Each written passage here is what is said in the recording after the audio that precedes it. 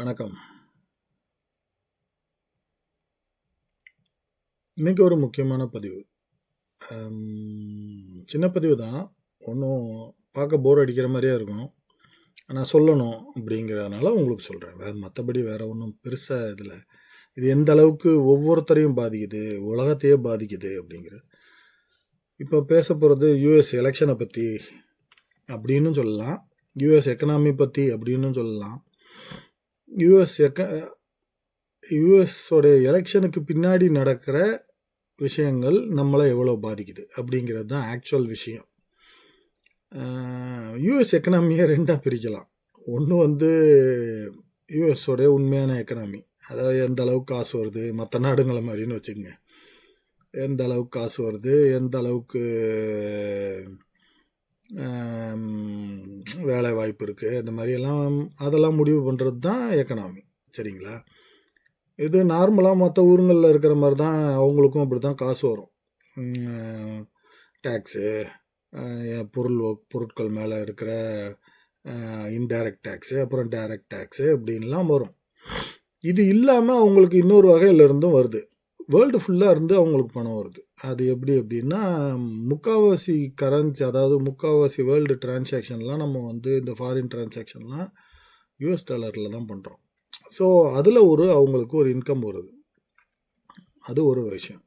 இது இல்லாமல் Pedro dollar அப்படின்னு ஒன்று உண்டு. நீங்கள் இதெல்லாம் நிறைய பேர் பேசியிருப்பாங்க. இதெல்லாம் பற்றி நான் பேச வரல. பட் ஆனால் சும்மா அப்புறம் எதையுமே பேசாமல் நேராக விஷயத்துக்கு போயிட்டா அப்புறம் கோர்வையே எல்லாம் போயிருங்கிறதுக்கா ஒரு அழகான ஒரு சிஸ்டத்தை க்ரியேட் பண்ணி வச்சுருக்காங்க. ஞாபகம் இருக்கா உங்களுக்கு? போன ஒரு 2-3 பதிவுக்கு முன்னாடி இந்த ஃப்ரான்ஸ் யூஎஸ் ஆஃப்ரிக்காவை எப்படி கொள்ளடிக்குது அப்படின்னு சொன்னோம் இல்லையா? அது மாதிரி ஒரு சிஸ்டத்தை ஒன்று க்ரியேட் பண்ணி வச்சிடறாங்க. அதாவது கண்டினியூஸாக கொள்ளடிக்கணும் அப்படிங்கிறதுக்கு. அந்த சிஸ்டம் தான் இது பெட்ரோ டாலருங்கிறது. பெட்ரோலோடைய உலகத்தில் எங்கே பெட்ரோல் வர்த்தகம் நடந்தாலும் அதை டாலரில் தான் வாங்குறது, டாலரில் தான் விற்கிறது அப்படிங்கிற மாதிரி ஒரு இது. ஸோ ஆட்டோமேட்டிக்காக அவங்களுடைய நோட்டு சர்க்குலேஷன்லேயே இருக்கும். அதுலேருந்து ஒரு வருமானம் வந்துக்கிட்டே இருக்கும். அதுலேருந்து ஒரு டேக்ஸ் வந்துக்கிட்டே இருக்கும். இது அவங்களுடைய இதுக்கு வந்துக்கிட்டே இருக்கும். இப்போ நம்ம இதெல்லாம் பார்த்தோம் இல்லையா? இந்த நார்மல் ஸ்பெண்டிங்கு, நார்மல் இதெல்லாம் இவங்க வாங்கியிருக்க லோனுக்கு வட்டி கட்டுறது கூட அவங்களுடைய நார்மல் பணம் பத்தாது. அதாவது இப்போ ஒவ்வொரு நாடும் அந்த வர வருமானத்தை வச்சு தானே இப்போ நாட்டை ஓட்டும். ஆனால் உலகத்துலேயே அதிகமாக கடன் வாங்கின நாடு அமெரிக்கா தான்.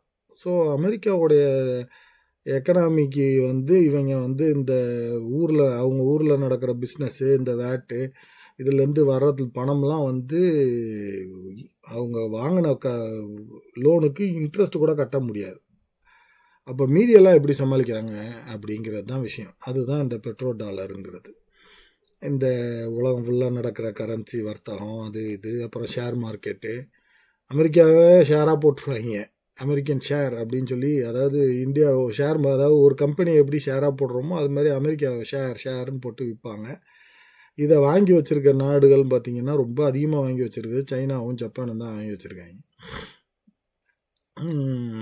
ஸோ இப்போ நம்ம இந்த விஷயத்தெல்லாம் பற்றி பேச போகிறதில்ல. இப்போ முக்கியமான விஷயத்தை பற்றி தான் பேச போகிறோம். இப்போ ஊரில் எல்லாம் நம்ம என்ன யோசிக்கிறோம்?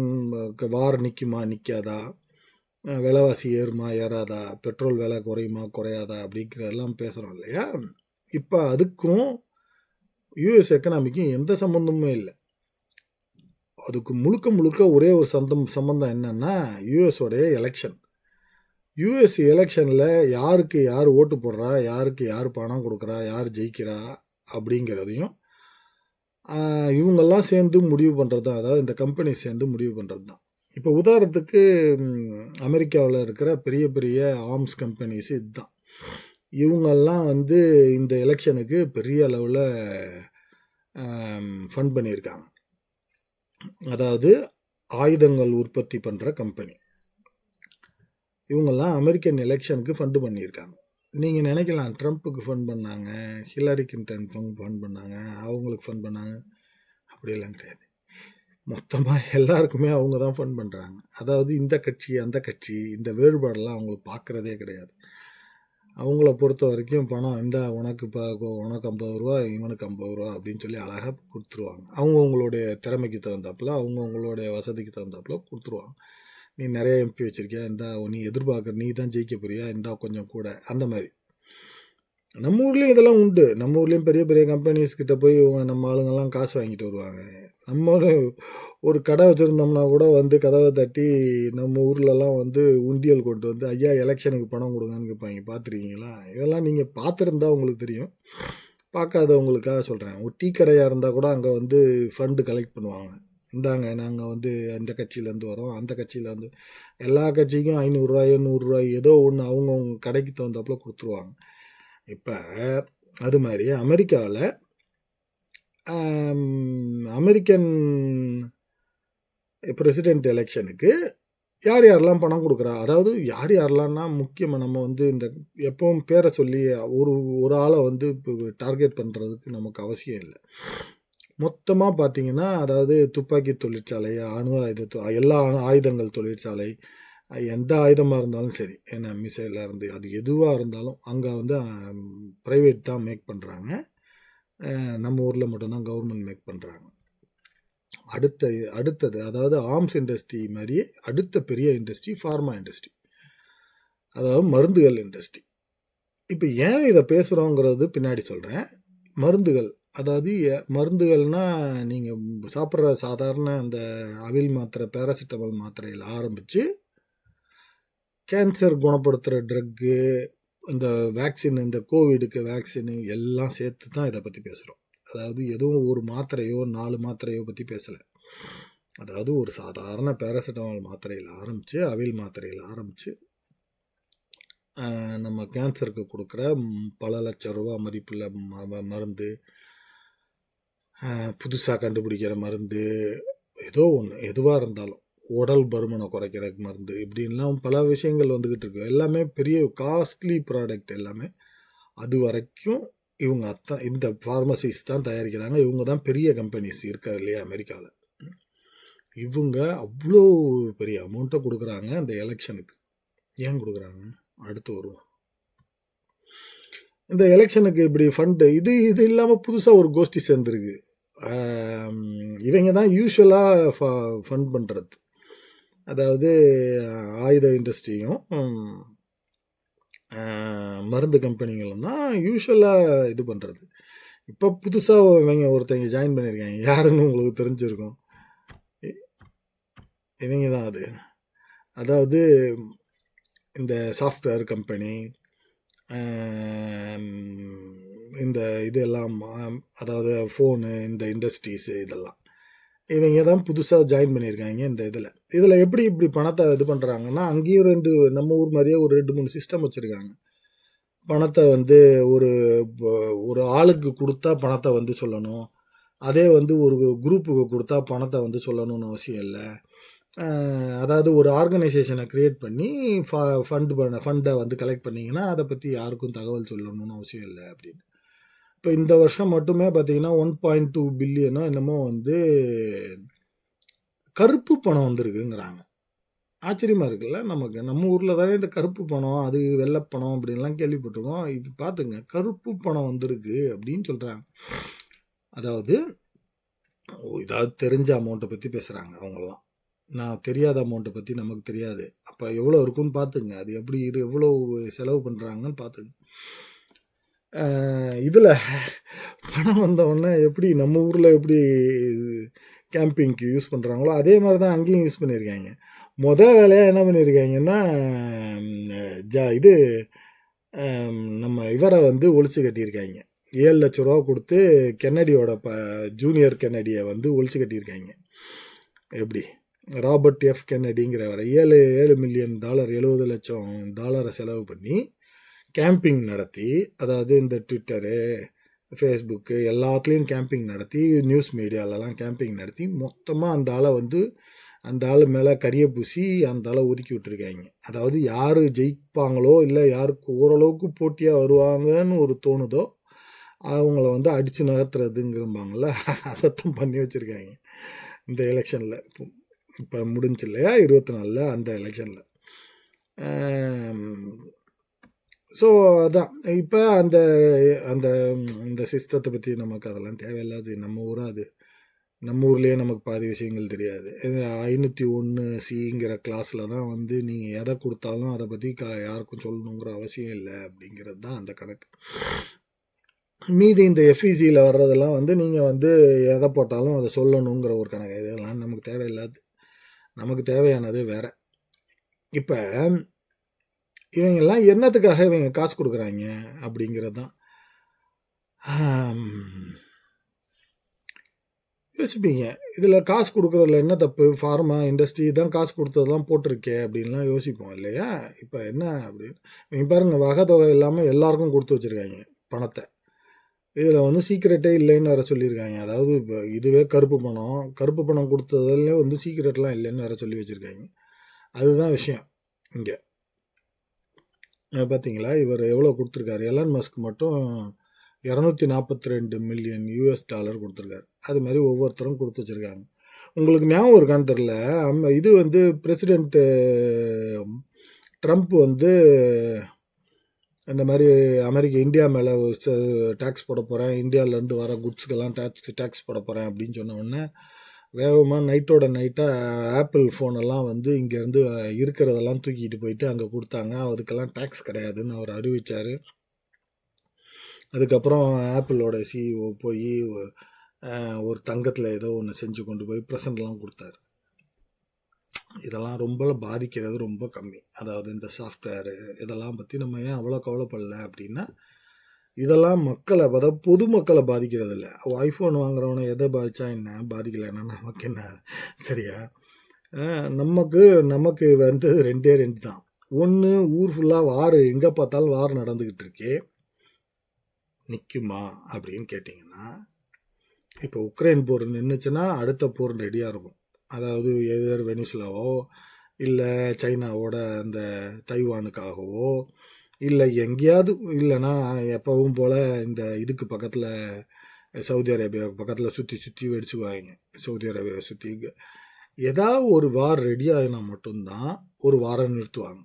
அப்படி இல்லை அப்படின்னா, ஒருவேளை எங்களுக்கு கிடைக்கிற பொருள்லாம் தீர்ந்து போச்சு, எங்களுக்கு விற்று முடிச்சிட்டோம் அப்படின்னு சொல்லி எங்களுக்கு வர வேண்டிய மூலப்பொருட்கள்லாம் வரல, பாம் தயாரிக்க முடியல, எதுவுமே முடியலை, இதை வந்து வெளியில் சொல்ல முடியாது அப்படின்னு சொன்னால் உடனே என்ன பண்ணுவாங்க? அப்போ வாரம் நிறுத்துவாங்க. அதுக்கும் வேறு காரணம் சொல்லுவாங்க.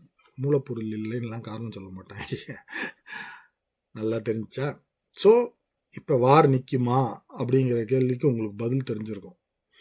ஏன்னா இவ்வளோ காசு செலவு பண்ணி அவங்க வந்து ஒரு பிரசிடெண்ட்டு, ரெண்டு பிரசிடெண்ட்டுமே அப்படி தான். இவர் வந்து வார நிறுத்துவேன்னு பேசுவார், அவங்க வந்து நாங்கள் வந்து நேர்மைக்காக போராடுவோன்னு பேசுவாங்க. அவ்வளோதான் வித்தியாசமே தவிர வேறு எந்த ஒரு வித்தியாசமே கிடையாது. ஸோ வாரம் நிற்குமா அப்படிங்கிற கேள்விக்கு உங்களுக்கு பதில் கிடச்சிருக்கும். இல்லை அப்படிங்கிறது தான். அடுத்தது இந்த ஃபார்மா இண்டஸ்ட்ரி ஏன் ரொம்ப இந்த வாரை பற்றியும், ஏன்னா வார் எது நடந்துச்சுனாலும், எங்கே வாரம் நடந்துச்சுனாலும் அங்கே வந்து ஒரு சைக்கிளை கட் பண்ணுது. எல்லா பொருளோடைய எதையும் விலையையும் சுற்றி ஏற்றி விடுது. வார் நின்னதுக்கப்புறம் இது இறங்குதா? என்னைக்காவது இறங்கி பார்த்துருக்கீங்களா? உதாரணத்துக்கு நம்ம பெட்ரோல் விலை ஏறுச்சுன்னா உடனே லாரியோடைய வாடகை, அது வாடகைன்னு ஏற்றுவாங்க. என்னைக்காவது திருப்பி இறங்கி பார்த்துருக்கீங்களா? ஏறுறதோடு அப்படியே நின்றோம். உங்களுக்கு சம்பளம் ஏறாது, எதுவும் ஏறாது, ஆனால் விலை மட்டும் அப்படியே நிற்கும். ஸோ அடுத்ததுக்கு வருவோம். ஏன் இப்போ அடுத்த இண்டஸ்ட்ரி இதை அந்த ஃபார்மாவை பற்றி கவலைப்படுறோம் அப்படின்னா, ஃபார்மா கம்பெனியில் 2 இருக்குது. அதாவது ஃபார்மா கம்பெனியில் இல்லை, மருந்து விஷயத்தில் 2 இருக்குது. ஒன்று வந்து கம்பெனி மருந்து, இன்னொன்று கம்பெனி இல்லாத மருந்து. 2 ஒரே மாதிரி தான் வேலை பார்க்கும். நல்லா இதை மட்டும் தெளிவுபடுத்திக்கிங்க, சரிங்களா? நல்ல கவர்மெண்ட்டில் கொடுக்குற முக்கால்வாசி மருந்துகள் ஜென்ரிக் மருந்து. அதாவது கம்பெனி தயாரித்து அட்டை போட்டு சீல் போட்டு ஒரு கவர் போட்டு அழகாக கவர் போட்டு வர்றது ஒரு வகை. அந்த மருந்து வந்து பியூரிட்டி கொஞ்சம் அதிகமாக இருக்கும்னு சொல்லுவாங்க. மேபி 99.8 இல்லை 99.9% பியூரிட்டி அப்படின்னு சொல்லுவாங்க. இது இன்னொரு 5%, அதாவது 98 அப்படி இருக்கும். 1% கம்மியாக இருக்கும். அவ்வளோதான் வித்தியாசமாக இருக்கும். மற்றபடி வேலையெல்லாம் ஒழுங்காக ஒரே மாதிரி தான் பார்க்கும். இந்த மாத்திரை சாப்பிட்டாலும் காய்ச்சல் குணமாகும், இந்த மாத்திரை சாப்பிட்டாலும் காய்ச்சல் குணமாகும். அதாவது இது கம்பெனி மெடிசன், இது ஜென்ரிக் மெடிசன். சரிங்களா? கம்பெனி மெடிசன் ஏன் விலை அதிகமாக இருக்குது அப்படின்னா, அதுக்கு பேட்டன்ட் இருக்குது.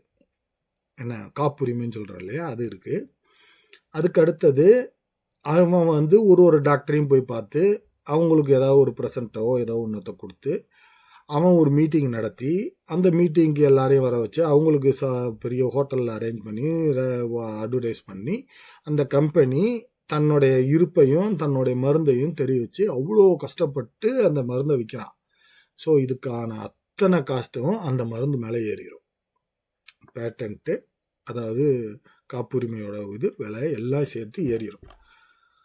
ஒரு உதாரணத்துக்கு நம்ம சும்மா பேரிச்சுக்கு வச்சுக்குவோம். ஒரு பேராசிட்டமால் டேப்லெட்டு ₹1 வச்சுக்குவோம்.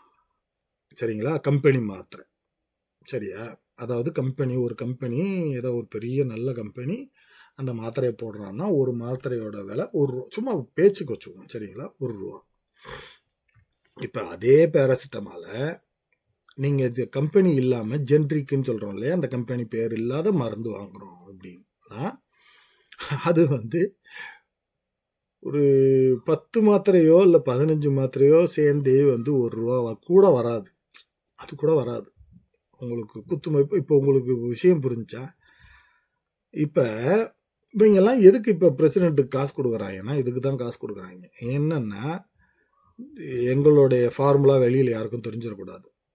அதை வந்து உடனே நடவடிக்கை எடுப்பாங்க. ஏதாவது ஒரு பேட்டன்ட் இல்லாமல் எங்கேயாவது வந்துச்சுன்னா உடனே அந்த நாட்டு மேலே நீங்கள் எப்படி இதை தயாரிச்சிங்க அப்படின்னு அதுக்கு ஒரு ஃபைனை போடுவாங்க. அதாவது அது எவ்வளோ உயிர் காக்கிற மருந்தாக இருந்தாலும் அதை பற்றி கவலையப்பட மாட்டாங்க. அதாவது நான் ஏற்கனவே ஒரு 3 பதிவுக்கு முன்னாடி போட்டு பேசியிருக்கேன். அந்த ஃப்ரான்ஸோடைய திருட்டை பற்றி பேசும்போது, ஃப்ரான்ஸ் எப்படி ஆப்பிரிக்காவில் அனுத்துறது, ரத்தத்தை குடிக்கிறதுக்கு கூட உறிஞ்சாத ஒரு ஜென்மங்கள் தான் அந்த மக்கள். அவ்வளோ மோசமாக நடந்துக்குவாங்க. கொஞ்சம் விலை விற்கலாமே, கொஞ்சம் விற்று இது பண்ணலாமே, எதை பற்றியும் கவலையே பட மாட்டாங்க. அந்த மெடிசனை அவங்க தான் செய்யணும், அந்த மெடிசனை அவங்க தான் விற்கணும், அந்த விலைக்கு தான் விற்கணும். அதில் இருந்து லாபம் வந்து முடிஞ்சிட்டாலும் நம்ம ஊரில் டோல்கேட் மாதிரி எதுவுமே மாறாது. சரிங்களா? அது வந்து அப்படியே தான் அப்படியே கண்டினியூ ஆகும். ஸோ அதை டோல்கேட் எப்படி கண்டினியூ ஆகுதோ, அது வருமானம் முடிஞ்சிட்டாலும் அது எப்படி கண்டினியூ ஆகி நம்மக்கிட்ட வந்து காசை பிடுங்குறாங்களோ அது மாதிரி ஃபார்மா கம்பெனிஸும் இதை பிடுங்கிட்டு இருக்காங்க. சரி, இது மட்டும்தான் பண்ணுறாங்களா அப்படின்னு கேட்டிங்கன்னா, ஒரு உதாரணம் சொல்கிறேன். இந்த இதுங்களுக்கெல்லாம் இந்த கஷ்டப்படுற நாடுகளுக்கெல்லாம் ஃபண்டு கொடுக்குறோம் அப்படின்னு சொல்லி ஏமாற்றுவாங்கன்னு சொன்னேன் பார்த்தீங்களா அந்த வீடியோவில்.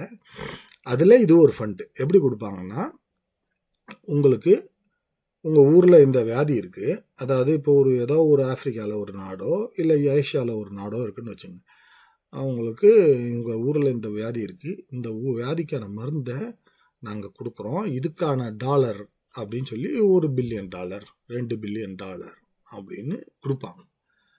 நீங்கள்லாம் நினைப்பீங்க, அடடே பரவாயில்லையே அப்படின்னு. அதை கையில் காசாக கொடுத்துட்டா அந்த நாடு வந்து என்ன பண்ணும்?